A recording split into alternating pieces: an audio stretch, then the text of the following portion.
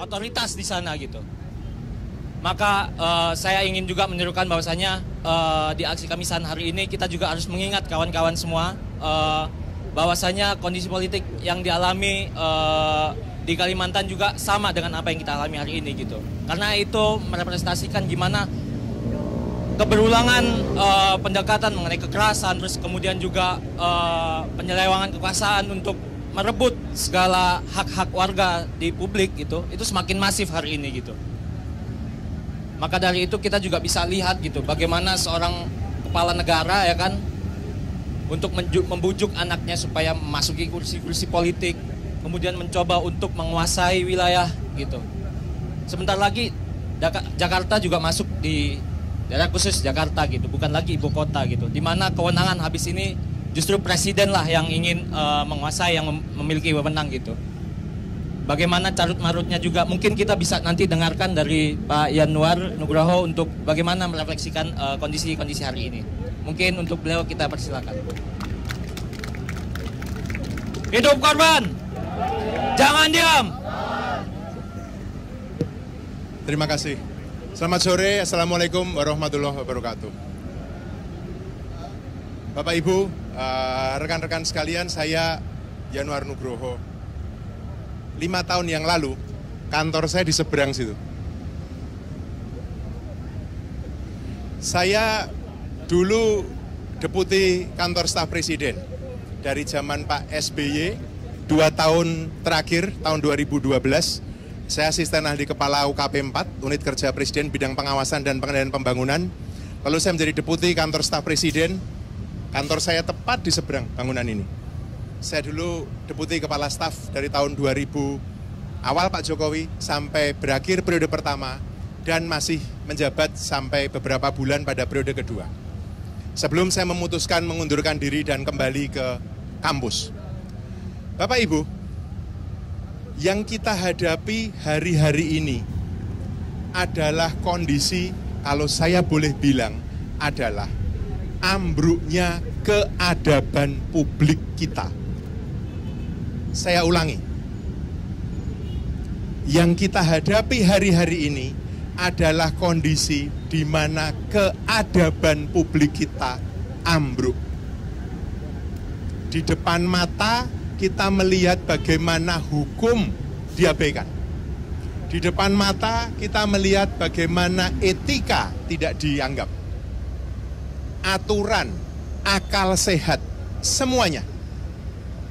Anda tahu itu semua. Anda merasakan, Anda mengalami.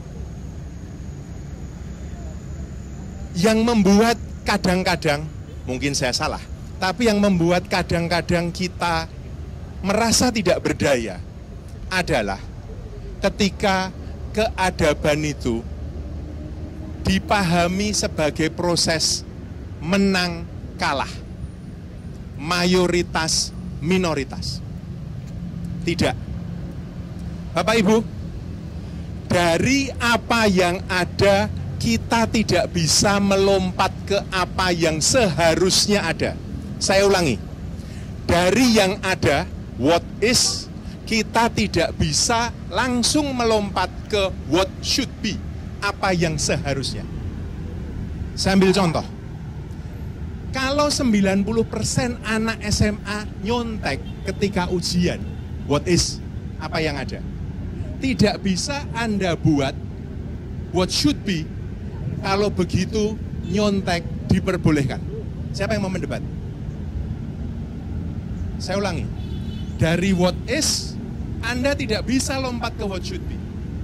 Dari yang ada, kita tidak bisa melompat apa yang seharusnya ada. Kalau masyarakat datanya mendiamkan pelanggaran, bukan berarti pelanggaran diperbolehkan.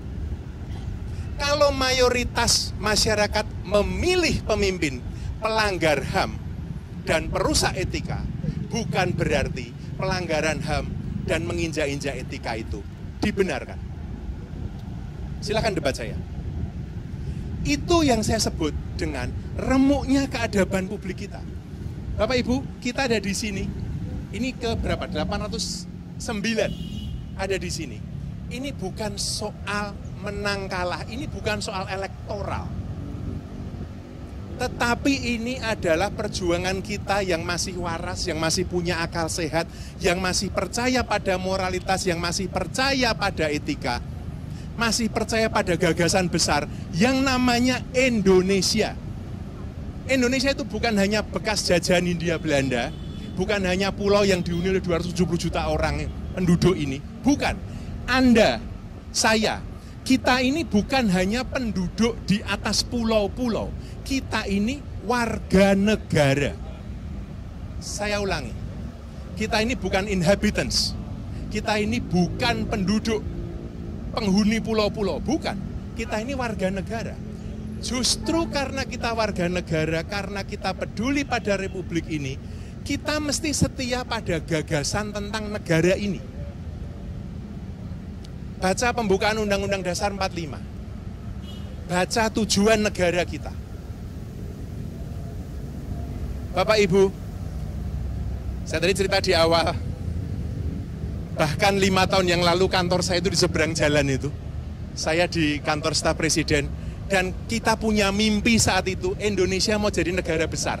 Siapa yang belum pernah mendengar Indonesia 2045? Saya termasuk satu di antara yang ditugaskan untuk merumuskan itu. 2045 cita-citanya Indonesia itu mau jadi negara maju, pendapatan kapita, kekuatan ekonomi nomor 4, nomor 5 dunia. Itu yang dimaui. Saya tanya ke Anda sekalian, kalau cara hidup kita seperti sekarang ini, cara memerintahnya seperti sekarang ini, demokrasinya seperti sekarang ini, Anda percaya tercapai 2045 itu? Omong kosong, nggak bakal. Tidak bakal.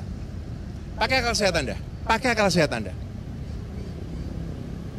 Jadi Bapak Ibu, teman-teman sekalian, yang kita perjuangkan itu bukan orang. Saya ulangi, yang kita perjuangkan bukan orang. Yang kita perjuangkan itu gagasan besar bernama Indonesia.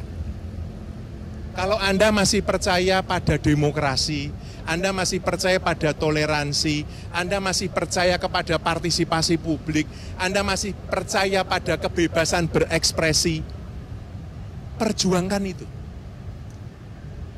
Itu Indonesia kita. Saya tadi cerita pada beberapa teman yang junior waktu tahun 98 akhir ya Mbak Sumarsi ya, waktu itu dengan putranya, saya ikut waktu itu rame dengan Semanggi 1, dikejar-kejar, dilempari gas air mata, kami bersembunyi di rumah sakit Jakarta, dikejar, dilempari gas air mata juga di rumah sakit Jakarta. Kami beberapa aktivis, larinya kemana Anda tahu? Kamar jenazah, masuk kamar jenazah, kunci dari dalam. Itu tempat yang paling aman agar nggak dikejar oleh aparat saat itu. Sampai selesai. Apa ya mesti kayak gitu? Saya sih berpikir enggak seharusnya. Tetapi yang kita mau, yang mau kita perjuangkan adalah apa yang sudah tahun 98 itu setengah mati pengorbanannya untuk Indonesia yang lebih demokratis, termasuk putranya Bu Sumarsi. Itu yang harus kita rawat. Itu yang harus kita jaga. Itu yang harus kita perjuangkan. Saya tahu tidak mudah, bahkan sangat sulit memperjuangkan demokrasi. Apalagi kalau Anda merasa sekarang ini mungkin kecil hati, ciut, kok malah yang tidak demokratis yang menang, kok malah yang tidak demokratis yang menguasai seluruh ruang publik kita, dan kita merasa makin tidak berdaya. Anda tidak sendirian, tapi jangan berhenti di situ. Jangan menyerah. Menyerah itu bukan ketika Anda terjatuh, ketika terpukul. Enggak. Menyerah itu kalau Anda tidak mau bangkit lagi. Hidup korban. Jangan diam. Terima kasih Pak Yanwar. Oke, sekali lagi, hidup korban. Jangan diam. Hidup korban. Jangan diam. Oke kawan-kawan, dari sini kita bisa lihat bagaimana